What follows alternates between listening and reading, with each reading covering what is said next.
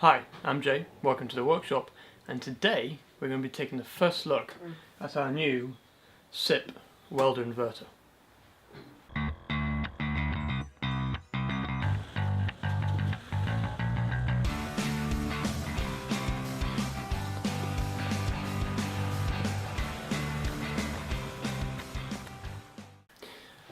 This is not going to be a full in-depth review, more of a first look at our Weldmate HS2600A inverter welder. Now this can do MMA and TIG.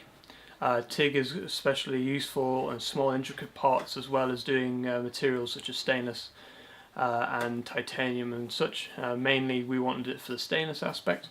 The only thing this one can't weld is aluminium, because it's a DC only welder, and people out there who know how to weld will know that the only way you can weld aluminium is with an AC arc. So anyway, let's get to it. Let's unbox this. Okay, so this was already opened when I got to it, because I got it from the man in the tool van, so it's been opened and checked. But basically, in this box I have the main unit,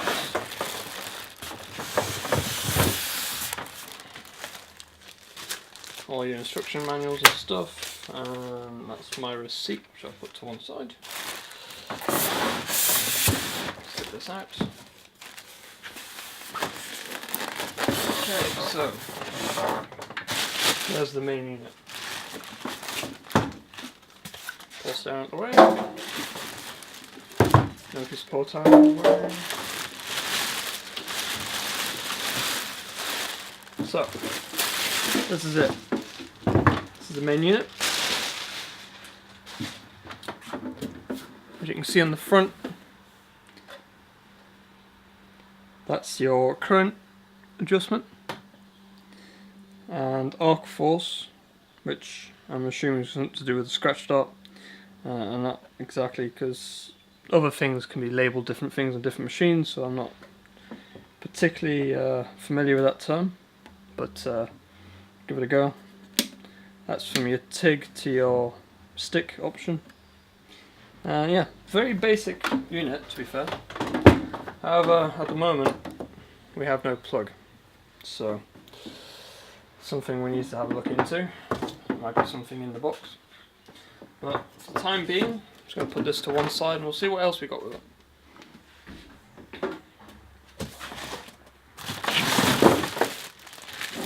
So we have earth clamp, or return clamp as it should be called, and a basic stick torch. But other than that, that is it. So no plug. Interesting. So to bring this back on the bench, like we've gone through there. These are called DINS plugs, which are standard for most decent quality welding units. These are full-size DINS plugs. You can get mini DINS plugs for small units. On the back here, nothing a lot. Power cable coming out, and a simple on-off toggle switch. So let's take a quick look at the features here.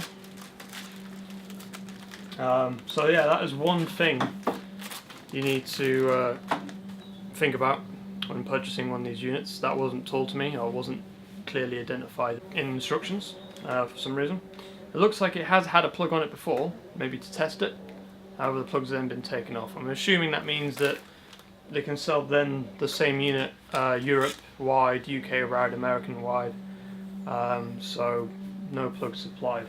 So, just to rattle off a few of the specifications. The reason probably why it didn't come with a plug, looking at the manual here, is its maximum input current is 21.9 amps, which is obviously a little bit more than your 13 or even your 16 amp normal 3-pin plugs. The next step up would be, off the top of my head, a 32 amp. The blue plugs anyway, that you'd normally get with camping extensions.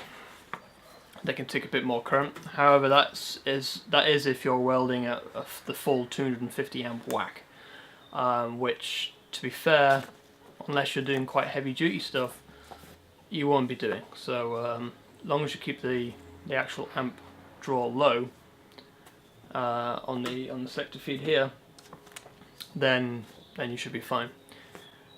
Bear in mind that a 3.2mm electrode for most things between 60 and 90 amps is usually more than plenty more than enough. Again, that would cover most of what you'd be doing in your garage anyway. So why for the extra current now? I shall tell you in a second. Actually, I'll tell you right now. Duty cycle. Now, duty cycle, as explained, is an expression of a percentage of 10 minutes. So 100% being the full 10 minutes of what amperage a welder can weld at until it needs to stop and rest. So for example, a 60% duty cycle at 100 amps would mean it can weld at 100 amps continuously for 6 minutes until then it needs to rest for the rest of the 4 minutes. The inverter units usually have a very high duty cycle to begin with. However, the higher amperage rating the little unit has, the longer it'll weld for pretty much non-stop at the lower amperages. So, just for example, duty cycle at 20 degrees ambient temperature. On this, it's got a 60% duty cycle at the full 250 amp whack. So this will weld at an ambient temperature of 20 degrees for set at 250 amps for 6 minutes before it needs to stop and cool down. But it's also got a 100% duty cycle rating here at the same ambient temperature for 194 amps. 194 amps, so you can set this to just under 200 amps, and as long as the ambient temperature isn't more than 20 degrees, which it isn't normally in the UK, it will weld like that all day long, which is one reason why I went for the bigger unit. Now, weather protection's obviously, these things aren't designed to be waterproof. It's a IP21. So basically, it's got little to no dust protection. There's not a lot of filters on these things to stop the crap getting in, and it's got basically it can be slightly rained upon. So if you have this out and you get caught out in the weather for a couple of minutes, don't worry about it. However, don't expect to throw this into the sea and still be able to weld. It doesn't work like that. So you hear me a lot about talking about the 250 full amperage. These things don't go down to 0 amps. The minimum amperage current on this unit in particular is 30 amps. Now that'll only start coming into play when you're welding really small stuff, and mainly in the TIG function. Now the net weight for this, which is a big plus for these units, is only 9 kilograms, which is not too bad. So if you want to take this into, it is generator friendly as well, so it will run out for a generator. I'm not sure what size generator it requires, but if you wanted to take this for a little bit of on-site welding, repairing a mate's trailer in a field, or even doing an on-site repair if you carry generators and stuff with you, if you're really going to be that remote, this only weighs 9 kilograms, so it's it's quite easy. You could this particular one doesn't have a shoulder strap, but you could jerry rig a shoulder strap on it and use it that way, as long as you've got enough extension on the cord.